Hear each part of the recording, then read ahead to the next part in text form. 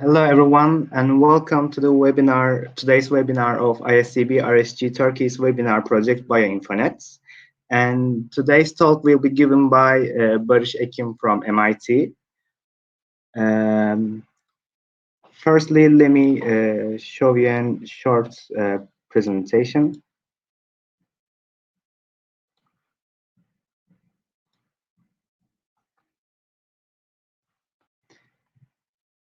You can follow us on our social media accounts. You can follow us on Facebook, Twitter, Instagram, LinkedIn, and YouTube.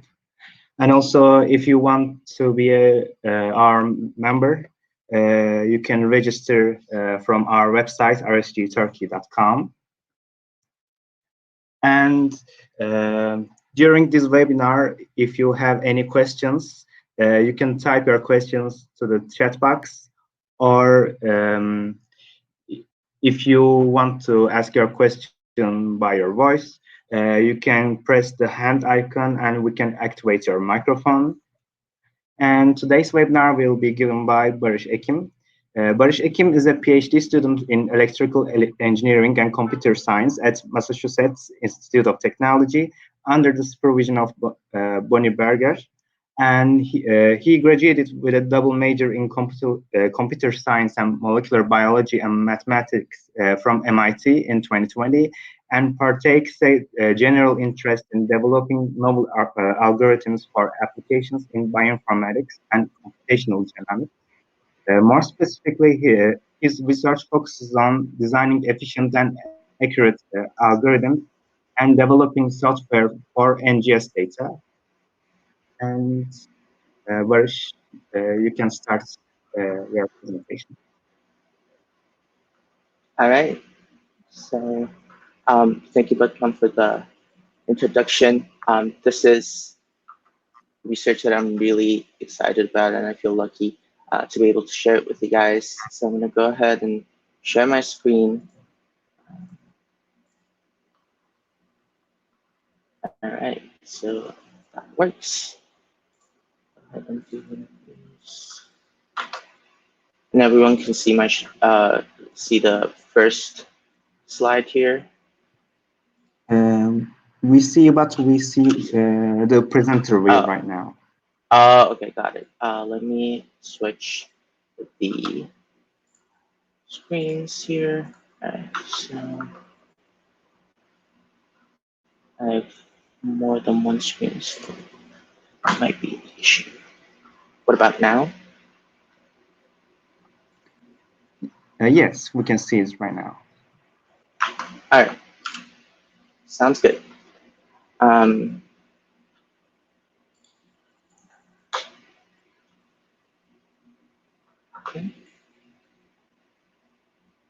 All right, so I'm going to be talking about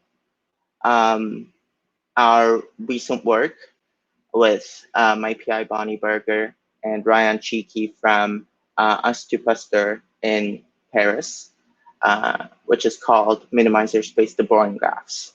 So we kind of introduce this new concept that works in a minimizer space, so-called minimizer space, which is a slightly different concept than the traditional ACGT letters that we talk about in NGS data. So we mainly focus on the task of genome assembly, but in future work, we can also consider extending this work to other applications in computational genomics. So I'm going to start out by talking a little bit about how genome assembly works. And we can summarize it in one sentence as just the hypothesis of a genome. So how it works is basically you have an unknown genome, and you have some reads, a read set that comes originally from this genome, from this organism. And it is just the problem of stitching together these reads to get some contiguous pieces of the genome, which we call an assembly. So from the name, you can kind of guess that it is the problem of stitching together reads. But this is, again, a hypothesis of the genome. Assemblies are not usually perfect, and there has been a lot of work that's done in trying to get them as good and as accurate as possible. So there are many applications of genome assembly. When we assemble a genome, it can be useful to us in many ways. So at the genome level, we can detect structural variations or single nucleotide polymorphisms and get more information about the downstream effects of these variations. And at the transcriptome level, looking at the unspliced transcriptome, we can recover alternative splicing events and get an idea of what is being removed when splicing happens and how that affects the phenotype of the organism. And at the metagenome level, we can look at functions of gene products or interaction between pathogens and the host. And it also has the potential for studying evolution in a biological level. So when we talk about assembly, we more or less talk about Denovo assembly, which is when you don't have any information, any genomic information regarding the reference, and what you mainly use is the read set only. So there is reference-based assembly, but usually Denovo assembly is currently used when talking about genome assembly as a whole. And we can say that it is like a puzzle because you have some reads which overlap, which fit together like puzzle pieces. And there could be some missing pieces due to sequencing bias. So sequencing machines can have biases around a certain region in the genome. And some pieces will be dirty, some pieces will be broken due to some sequencing errors, which again originate from these machines. And there are millions of pieces, and these are very, very shorter than the genome, and a lot of them are nearly identical. So you can think of assembly as just a very difficult puzzle to solve. And again, some parts cannot be sequenced easily. We're going to be talking about, the ends of the reads having more errors due to biases regarding certain sequencing technologies. And again, there are a lot of errors in the reads. So current assembly methods, there are two main schools in assembly. So you can assemble with short reads, which are around 100 base pairs long. And how we do this is basically using what is called the Bruijn graph, which is a popular concept in computational genomics as a whole, but it has traditionally been used mainly in genome assembly. So when you construct the Bruijn graph with short reads, after you have the graph, you have to remove the errors and resolve the variance and resolve repeats in the graph, and then you get an assembly. Whereas the other school in assembly is assembling with long reads. These can be 15 to 50 kilobase pairs, but with the new technologies like Oxford Nanopore, we're getting longer and longer reads with improving accuracy. But again, they come with a significant amount of errors. The error rate is currently around 5% for Nanopore and up to 15% for PacBio CLR, and 1 to 2% for HiFi. So once you do error correction on the reads, you can generate, again, an assembly graph, which is slightly different than a De Bruijn graph. That's called an overlap graph, which is which you can think of as a de Bruijn graph, but instead of dealing with kminors, we're dealing with the reads themselves and the overlaps between the nodes. So the edges will be just the overlaps between the reads themselves and not the kminors. So again, after you have the overlap graph, you can do some cleaning and you get an assembly. And there is work that's been done on hybrid assembly as well, which mainly uses both technologies, starting with long reads, getting an overlap graph, and then during the cleaning procedure, using Illumina reads, which are more accurate than the long reads, to quote unquote polish the graph to, again, deal with repeats or deal with errors and resolving variants, etc.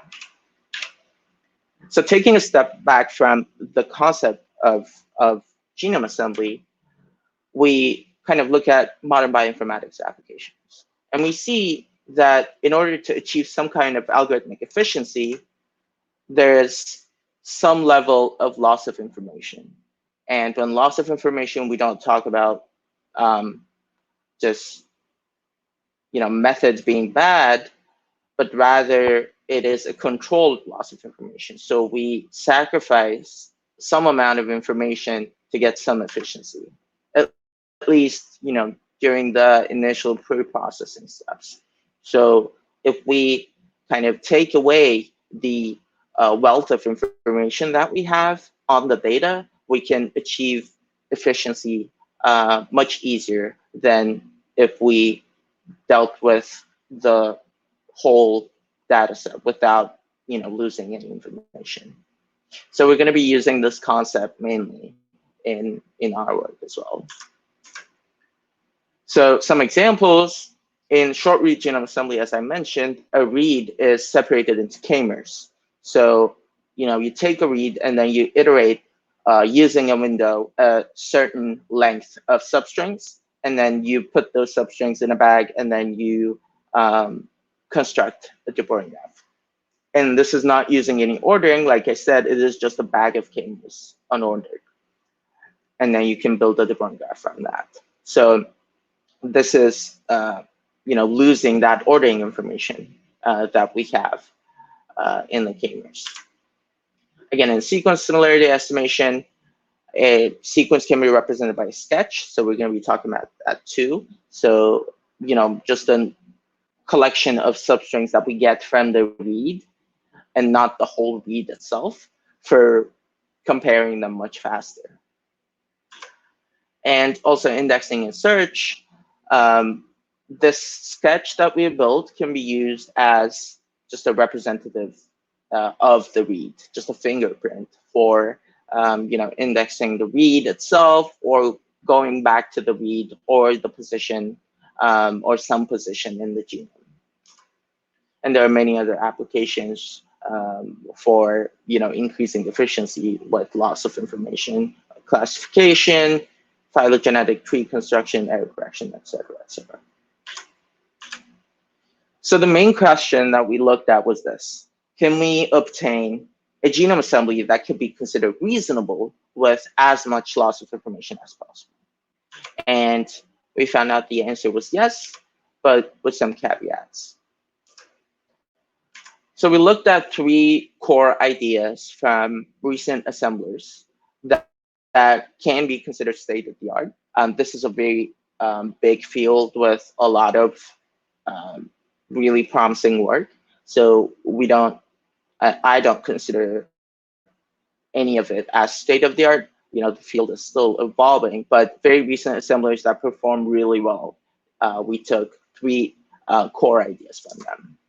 So one is Shasta, it's a recent assembler from Chan Zuckerberg Initiative, and they use an ordered list of minimizers, and they call it markers. So kind of explaining what a minimizer is, it is basically a kmer that you pick that is smallest with respect to some ordering that you use. So this ordering can be, for example, alphabetical. So you look at a read, you look at their kmers, and within a window, you say, what is the smallest, what is the alphabetically first kmer that I see?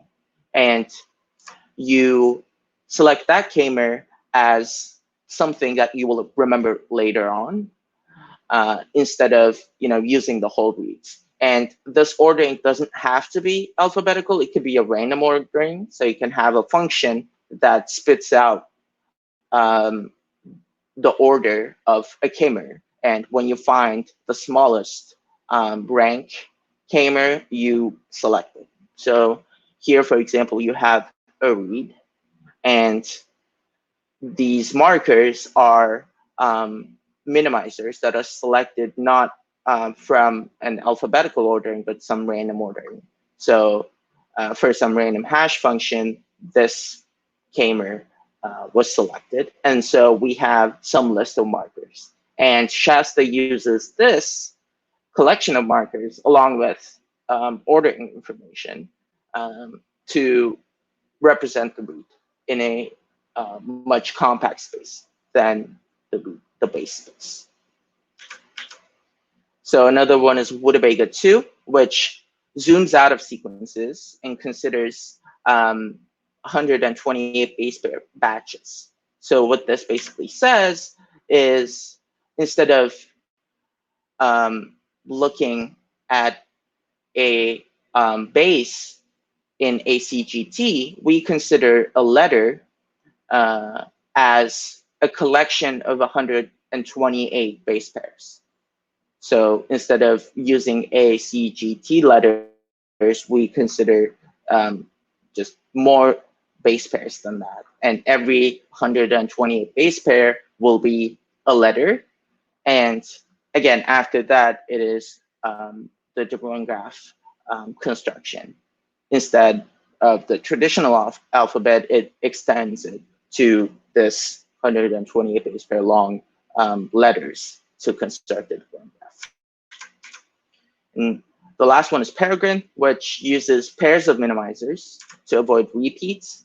So what it basically does is, after selecting minimizers, it considers a pair of minimizers as just one token that it needs to remember, and basically compacts this collection of minimizers using pairs. So after merging two minimizers together and considering that just one token, it again zooms out and considers two of these tokens and then merges them, doing this hierarchically to be able to index regions in a fast manner, and also increase the distance between the positions that we remember. So starting out and getting inspired from these ideas, we introduce what's called the Minimizerspace de Bruijn graph, mdbg for short. So we note that de Bruijn graphs were not considered in Shasta nor Peregrine, and minimizers were not in rust-mdbg 2. So we can say that this is, to put it crudely, is a non-trivial mix of ingredients that we knew before.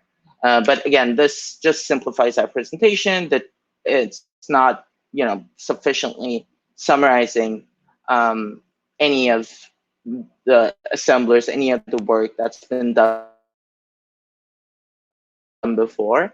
It's just, and any of, we have more heuristics that go into it, but just for a simplified presentation, we can say that it is a mix of things that we knew before.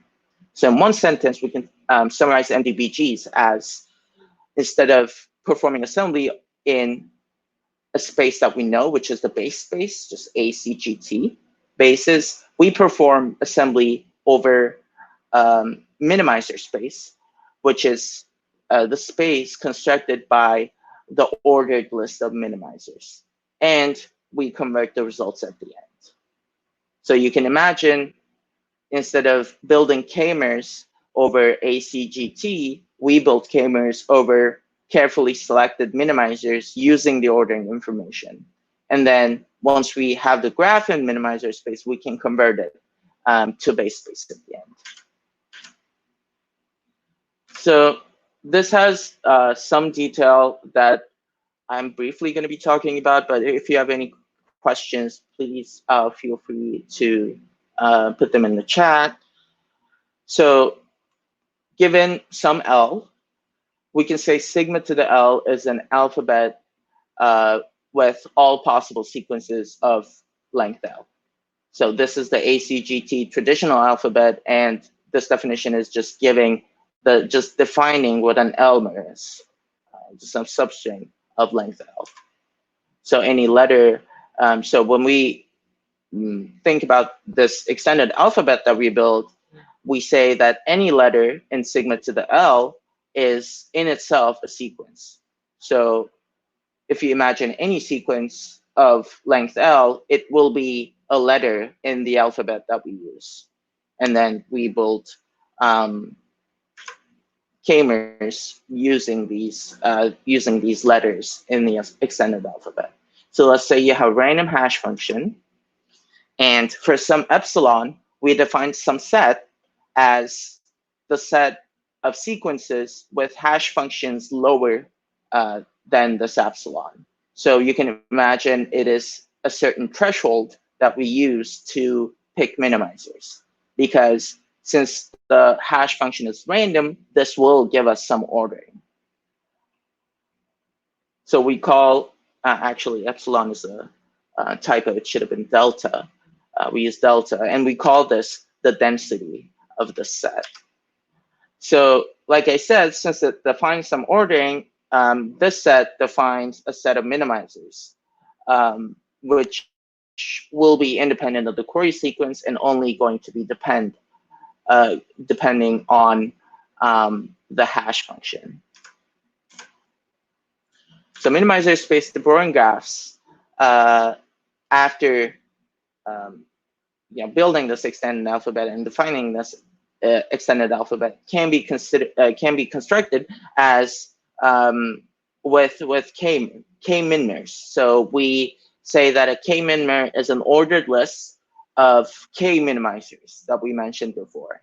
So they're coming from the set, which defines some ordering, and we're going to have some threshold which will give us some set of minimizers that we will choose as letters in this extended alphabet. And we're going to have k letters that will define a kminor. And then we can define the mdbg as just a dbg of order k over this extended alphabet.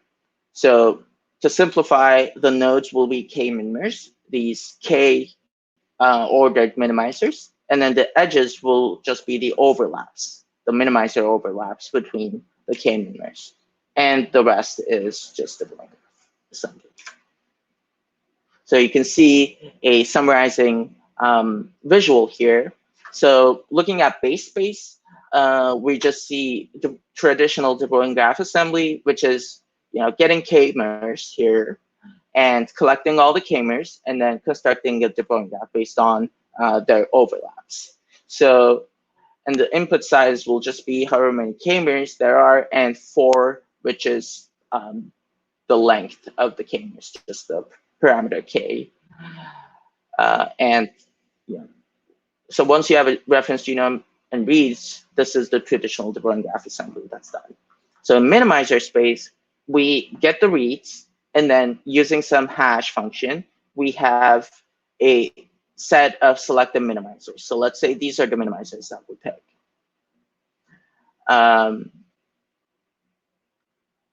And so after picking the minimizers, we have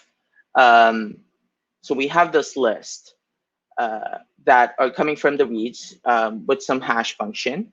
And once we have this, we can look at for some k prime here, which is 3, for some k prime, which is 3, we can look at the overlapping minimizers here. So looking at the first 3, we'll have M2, M3, M2, which is the first kminor, and then M3, M2, M4, and so on. So we have this collection of kminors, which are the collection of minimizers. And then when you look at the input size here, we have 3 k-memers and 3 minimizers in each k-memer, and 2 nucleotides, which is the length of each minimizer. So you can see that the input size is greatly reduced, which gives us the efficiency that we want. And then once you have these k-memers, you can just construct the Bruijn graph, the mdbg. So how do we build it?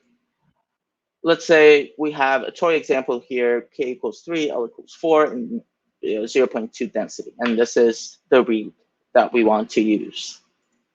So we iterate over Elmers. So these are the Elmers that we get from this read. And then for an Elmer, we compute its hash using a random hash function. So let's say these are the hashes that we get. And denoted in green here will be the hashes that are lower than the density, which we will pick to construct k-memers. So if the hash is less than delta, we store m, its hash, and the position in the read. And after scanning, we obtain some set of sparse Elmers over the read. And then using these selected Elmers, we create k-minors. So just 3 consecutive Elmers will give us a k-memer and so on. So we get 3 k-memers from these 5 Elmers that we pick. And then we filter non-solid k-memers as is traditionally done in the Bruijn graph assembly, and then keep the k-memers and their corresponding base space sequences. So these are the sequences spanned by all of the Elmers in a k-memer. So, looking at this k-memer here, you can see from this position on up to this position, the sequence is spanned by these 3 Elmers, which will be what we're recording in a hash table. And you can see that these resulting k-memers will just cover the whole read. So when we construct k-memers, we can think of it as just a compact representation that we can store of the read, but in a base level, we're not actually losing any of the information. So since we're storing the sequences themselves as well. So after building it, you can have some artifacts that will occur in the graph. So like I said, nodes are k-memers and the edges are overlaps. And you can have what's called a bubble, for example, or a tip. And what we will do is just conventional graph simplification. So we're going to pop this bubble and take this tip off and remove small overlaps, etc. And then we'll have the cleaned assembly graph. And these are what we call contexts, just contiguous segments. And once we have a non-branching set of contexts here, we can create what's called a unitig. So it means a collection of contexts that are not ambiguous and can be uniquely assemblable. So we'll have something like this. So again, as a visual summary of what we do, we have the input reads, which are in base space, just ACGT. And we first convert into minimizer space using the hash function. We get Elmers that we need. And then we construct the mdbg using the k-memer approach that I mentioned. We simplify it, and then we convert into base space using the sequences that we stored before. And then we have the base space contexts that are also the output of other assemblers. So before giving you the results, I'm going to talk a little bit about the caveats. This is a proof of concept implementation and not a full assembler. In an assembler, there are a lot of heuristics and a lot of efforts towards making it as accurate as possible. But since this is a new concept, we just give a proof of concept with it and show that with more work, it can be up to speed with the progress that's been done with other assemblers as well. So it needs a good level of coverage in the read set, and low to moderate error rate. So recently we designated mdbgs as just focusing on PacBio HiFi, which is the lowest error rate sequencing technology, which is around 1%. So specifically, it's going to be for PacBio HiFi reads around 25 kb and 1% error rate. So with some heuristics, which I'm going to mention after, it can also be useful for long reads, up to 4% error rate, which can be achieved with the new nanopart technologies. So it's getting there. But technically, so it can be also for short reads, but since we have a lot of really good short read assemblers, we can consider this an overkill for most of the short read assemblies. So here are the first set of results that we have. These are for whole genome assemblies for Drosophila 100x, Drosophila 50x, and human real HiFi reads. This is HG002. And you can see that in terms of time and memory usage, we have orders of magnitude speedups over what can be considered the state-of-the-art assemblers. So a Drosophila assembly, a real Drosophila HiFi read set, can be assembled in under a minute using 1 GB of memory. And a 50x simulated perfect reads set can be assembled in 20 seconds under a gig of memory usage. And we simulated perfect reads just to see if we can get comparable results if we had no errors. So for an ideal instance, we can actually have comparable results to the assemblers in terms of completeness, denoted here, and NGA50, which is a contiguity metric. So it basically says what is the length after which 50% of your assembly continues. So, yeah, so at this length, it's the cutoff of half of the assembly. So half of the assembly length will be above this, and half of the assembly length will be below. And the completeness, in terms of real HiFi reads, since we have some error rates in there, we do perform a little lower. But in terms of, so again, this is just for reasonable assemblies, and it is a proof of concept, but it gives you, if you want to get kind of like a general idea of, oh, what does this look like? What does this read set look like in terms of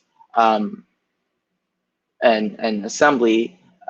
You can use mdbgs to get kind of like a fast, rough assembly. And for real HiFi reads, we assemble them with 10 gigs of memory in just above 10 minutes, which can be done in a personal laptop. So for metagenome assemblies, we have 2 mock data sets that are HiFi reads, and these have previously been also used in benchmarking metagenome assemblers with HiFi reads. So you can see we get up to 2 orders of magnitude speed up and 1 order of magnitude less memory usage compared to HiFi-ASM, which is the state-of-the-art metagenome assembly. And denoted here also are the completeness values, completeness percentages for the species that are in the metagenome. And we, again, perform comparably to HiFi-ASM with respect to, some of the species. These are recovered much more in a much more fragmented way, and you can you can say our general assemblies, our general metagenome assemblies are much more fragmented, but in terms of completeness, we perform comparably with HiFi metagenomes. So summarizing these results, you can get reasonable assemblies up to 1% error rate with no error correction previously done and orders of magnitude speed up. And these results will change with different parameters sets that you use. And what we did was we did grid searches and finally tuned them to get the best results that we can possibly get. But when you use the tool, it will give you an automatic selection of parameters as well if you choose not to pick them manually. So repetitive regions and assemblies need to be resolved still. So after we do conventional graph simplifications, there are some portions of, for example, HG002 that we can resolve, and this can maybe be resolved by more resource-intensive set of parameters or more, different methods that we might use. But this is one of the current challenges that we have. So if there's any questions so far, I can take them. I can't see the chat really, so I might. Bhutan, is there anything?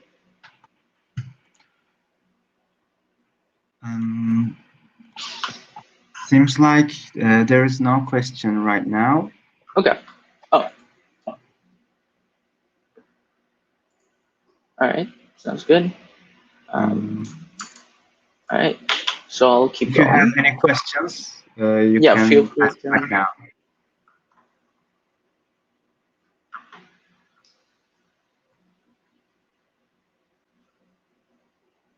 All right. Seems like. Any questions?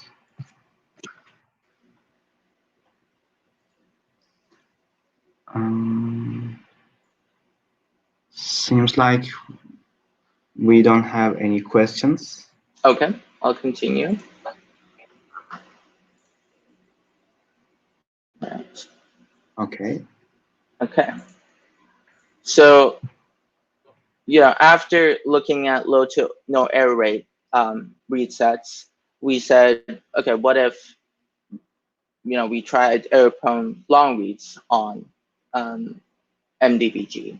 So we have a couple of options for this. It can be nanopore reads from 5 to 8 error rate, but with new technologies, it's going to be much less, the way I see it at least.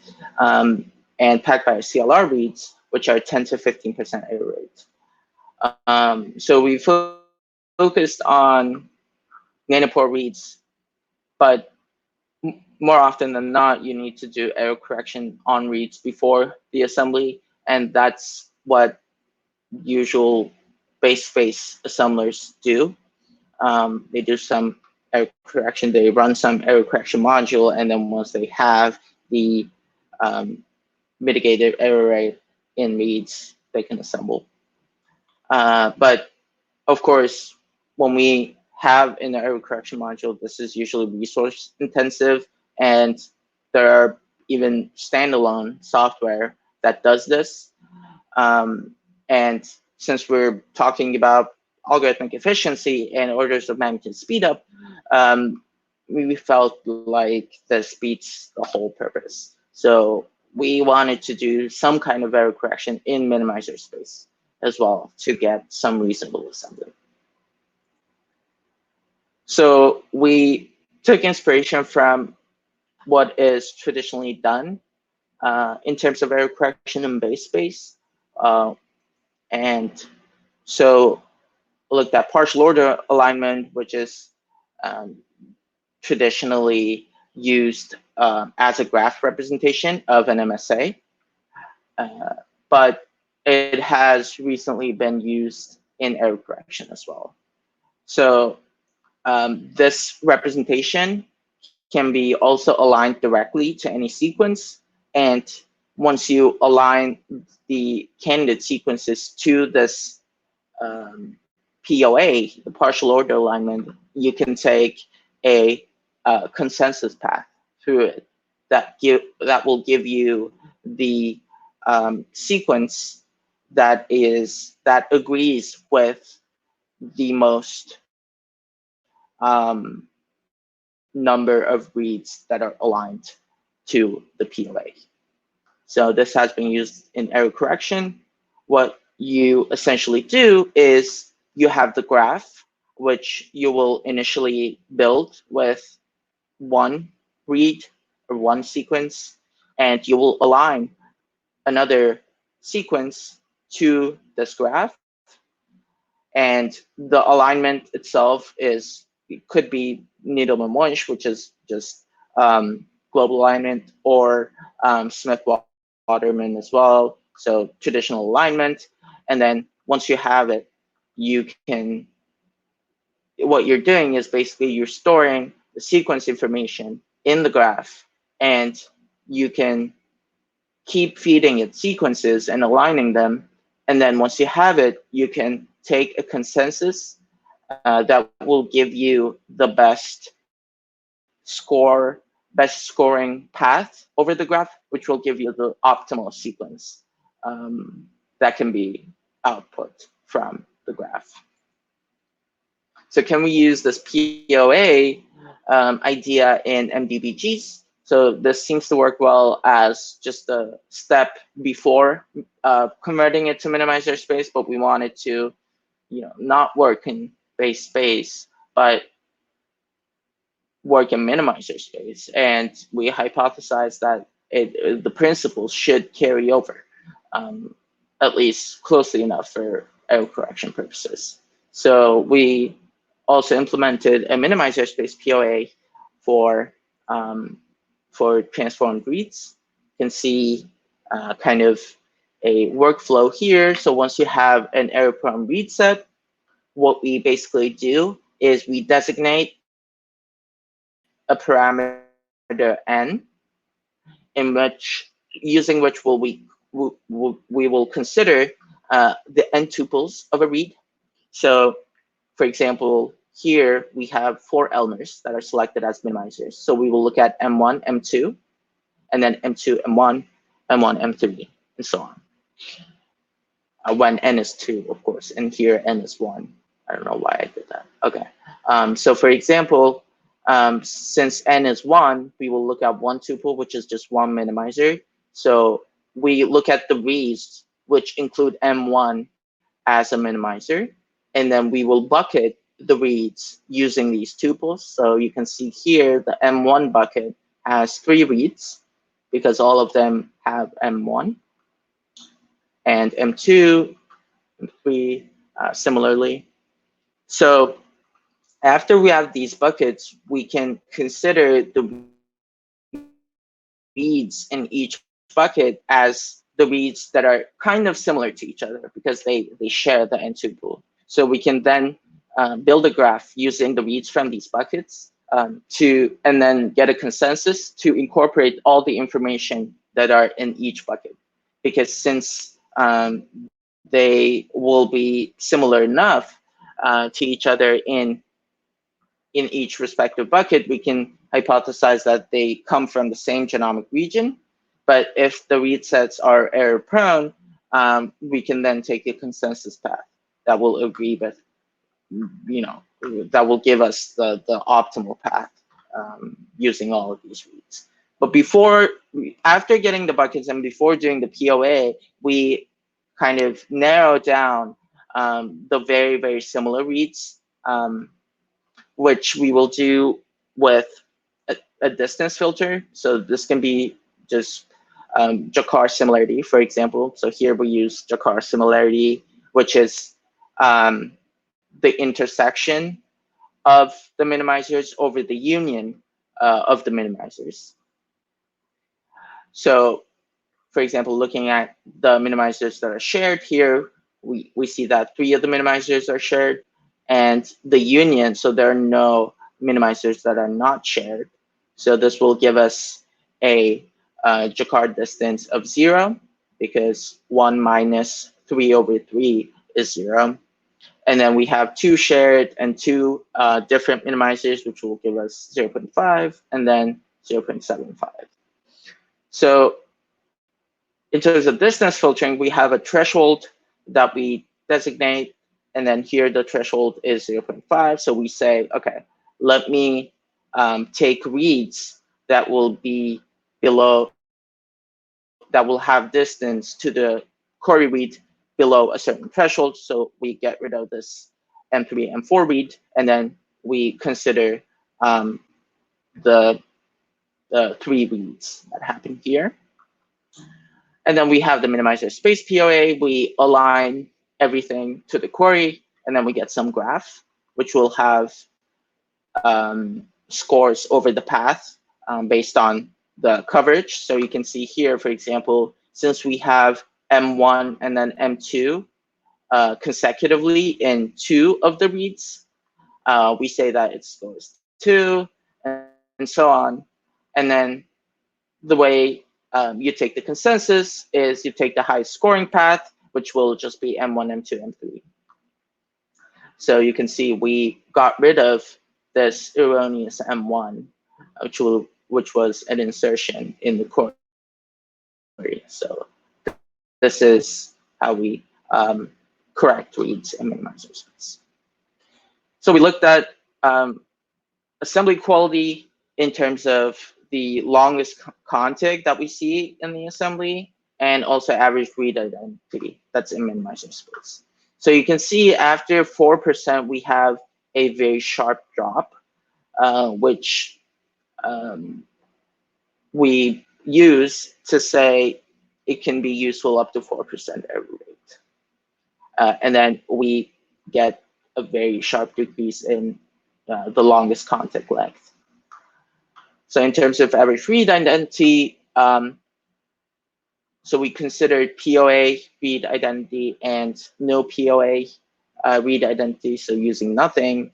And theoretically, what would happen if we used nothing in terms of read identity, just looking at the error rates and looking at POA.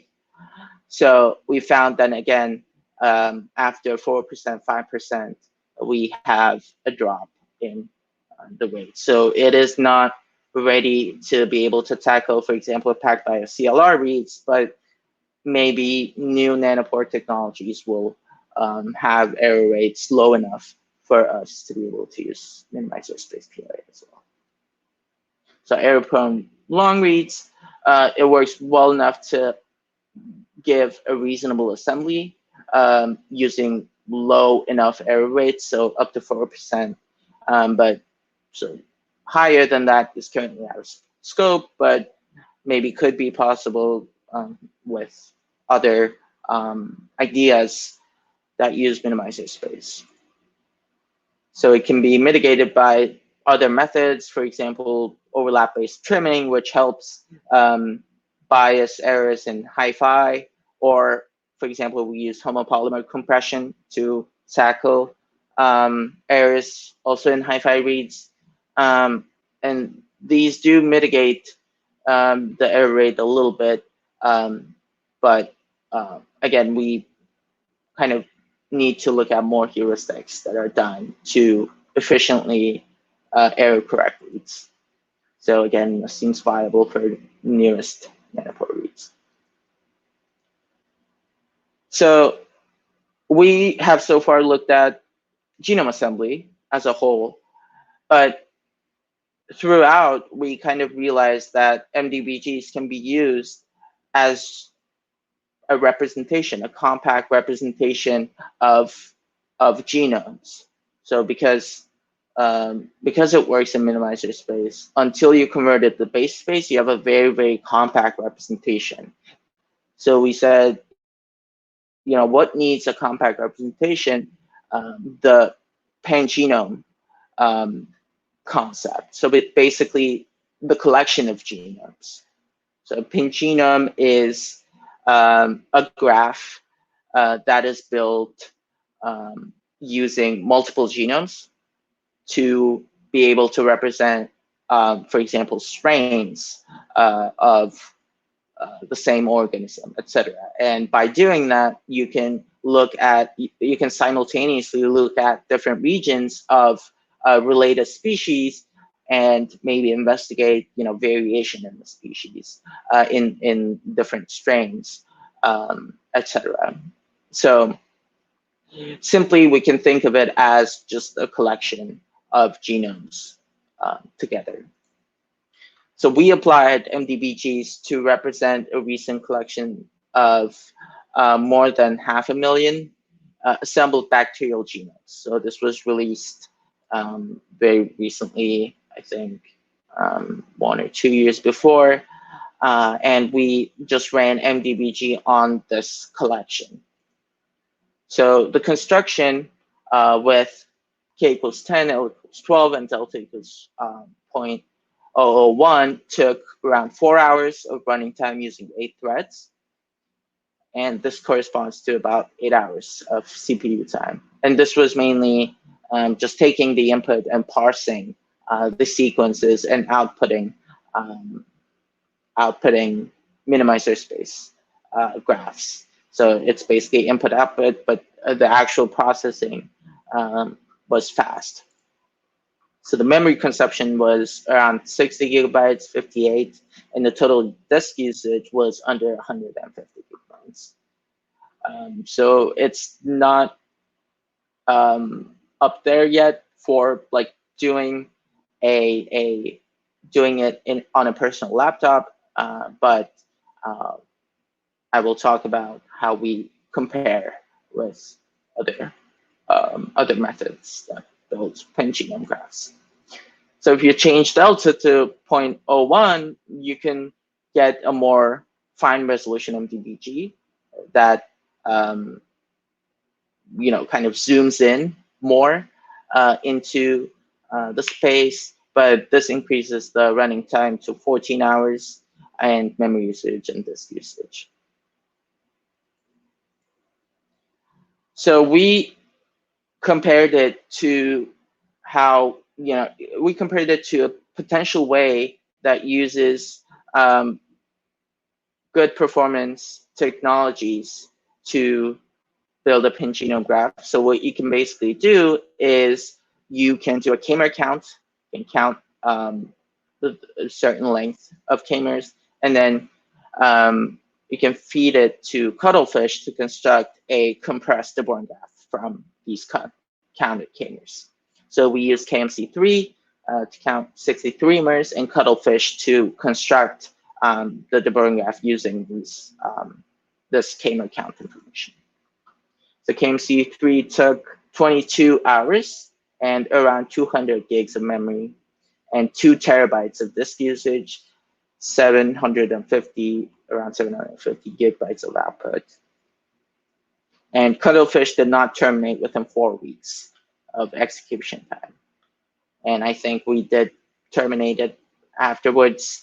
But so this is, compared to this, our construction of this collection of bacterial genomes is much more feasible. So it's at least 2 orders of magnitude more efficient and 1 order of magnitude lower disk usage and memory usage.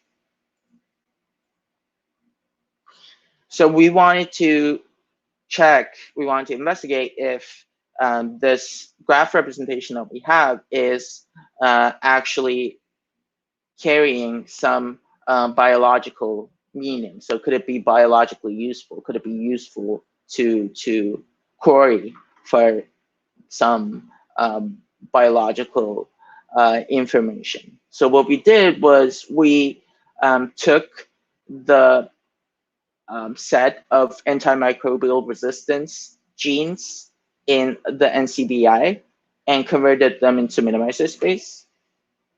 And then we queried those kminors on the graph that we built. So we retrieved on average 61% of kminors per gene. And with this 61% of the kminors have a bimodal distribution. So they have, around 53% of the genes have all the kminors found, and then 31% have less than 10% of kminors found. So, this makes us think, like, why do we not recover most of the kminors if they do exist in the graph? So we found that, we aligned the kminors to the graph using Minimap2, which is a popular aligner, and then we found that with a sequence divergence of 1% or more,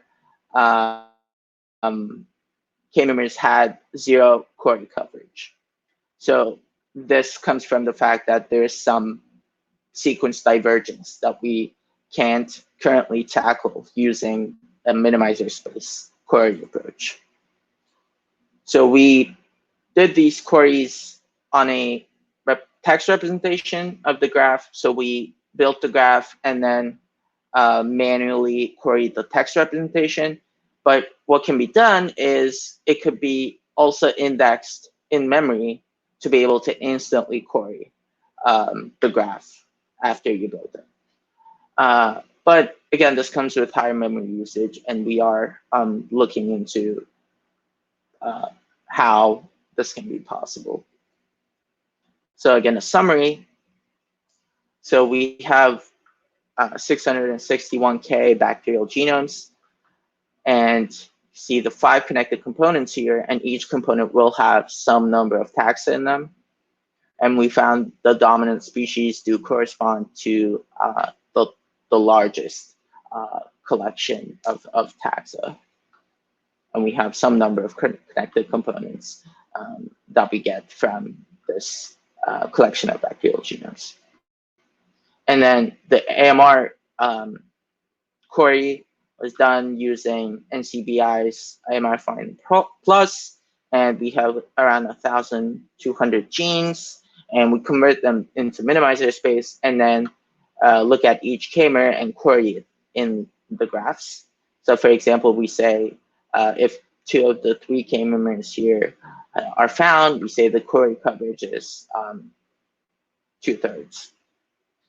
So like I said, retrieval of genes were bimodal. So around most of the AMR genes were found almost fully, but with alignment divergence of 1% or more, for example, we have almost no query coverage. And some of the genes were not aligned even with Minimap2, which can kind of tell us these are difficult to align even with traditional base space approaches. So with performance, we have 14 hours clock hours and 480 gigs of memory, like I mentioned. And then the query, since it's on a text representation, this is much more faster. So MDBGs can construct these pinch genome graphs way larger than any other method, and they do record, we found that they do record useful information. And again, long sequences like genes can be transformed into kmers, and using kmers as a proxy can be quickly searched in a graph. So again, we have this trade-off that is similar to classical kmer methods. Construction and queries, these are efficient things, and they can really be done fast, but they don't capture the similarity, or sequence divergence can be a problem when it's below a certain threshold. So in this experiment, we found that after 1% of sequence divergence, we are running into problems. So again, there's this trade-off of, do you want to be accurate or do you want to be fast?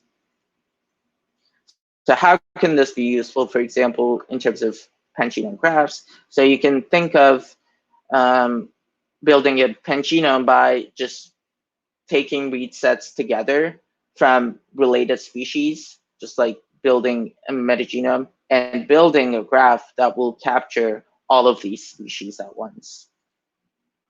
So we can just assemble these concatenated read set to find some regions which will be shared between different species, so we will have more depth.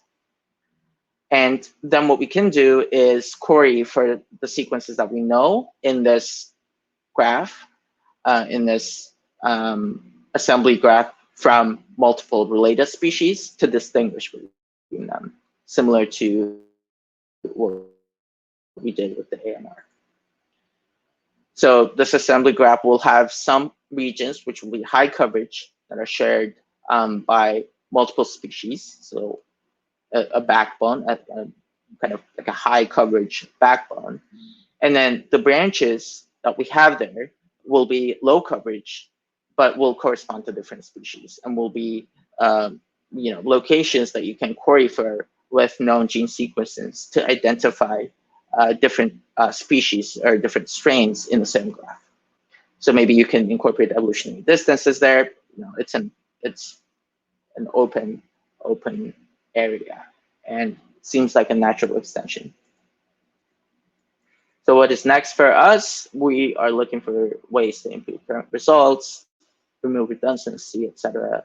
And like I said, wherever kminors are used, we can use this kind of fast sketching and kminor approach in many potential applications. So for example, we can use mapping, classification, estimation, etc., etc. Reduce memory usage. We are currently converting to base space after assembly, but this is where the memory usage bottleneck is. And aiming for higher error rate. So I'd like to thank Brian Cheeky, who's a group leader at Institut Pasteur, who we built mdbg together, and Bonnie, who's my PI, for valuable feedback. And you can reach out to me, my email's there, and you can also reach out to me on social media if you want. This is the mdbg website, and we have a GitHub repo, and we have the bioarchive preprint that you can go check out. And we're open to just kind of new ideas around this, new ideas about different things. You can email me, you can cold email me without letting me know. You can do pull requests, etc., etc. And I will also be at Recom 2021, which will be online. Thank you. And if there's any questions, I'd be happy to take them. Thank you very much for your nice presentation. If you have any questions, you can type to the chat box. And also, if you want to ask your questions by your voice, you can raise your hand and we can activate your microphone. And it's time for the questions.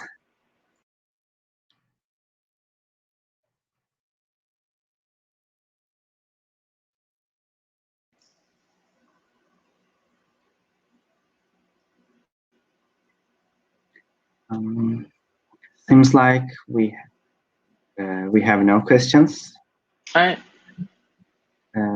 Therefore, I would like to thank you for this nice presentation, and see you in the next webinars. All right. Yeah. Thanks, everyone. Oh, there's a question. Yeah. Duygu asks, what are the challenges of building mdbg in repeat-heavy regions? Thanks for presentation. Yeah.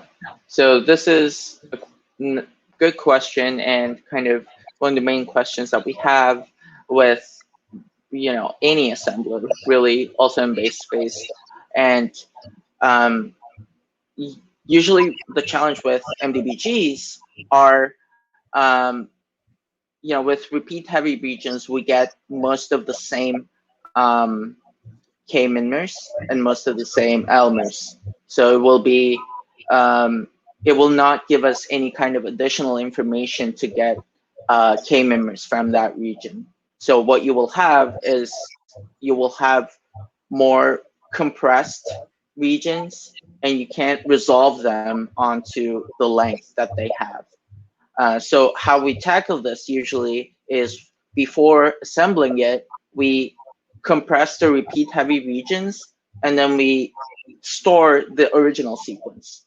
And then when we see that region again in the assembly, we can just uncover it and have that be the original length. But it is a challenge that's kind of mainly hindering most of the assemblers as well.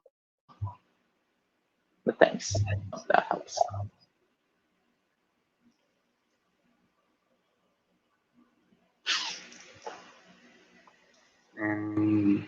Any other questions?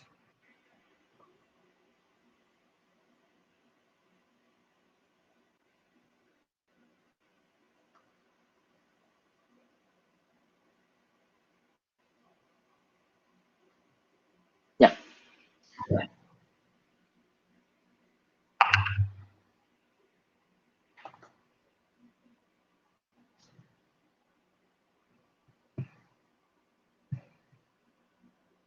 All right. Seems like there is no questions anymore. So thank you again for this nice webinar. Yeah, of course. Thanks for having me. And see you in the next webinars. All right. Goodbye. Thanks, everyone. Bye-bye.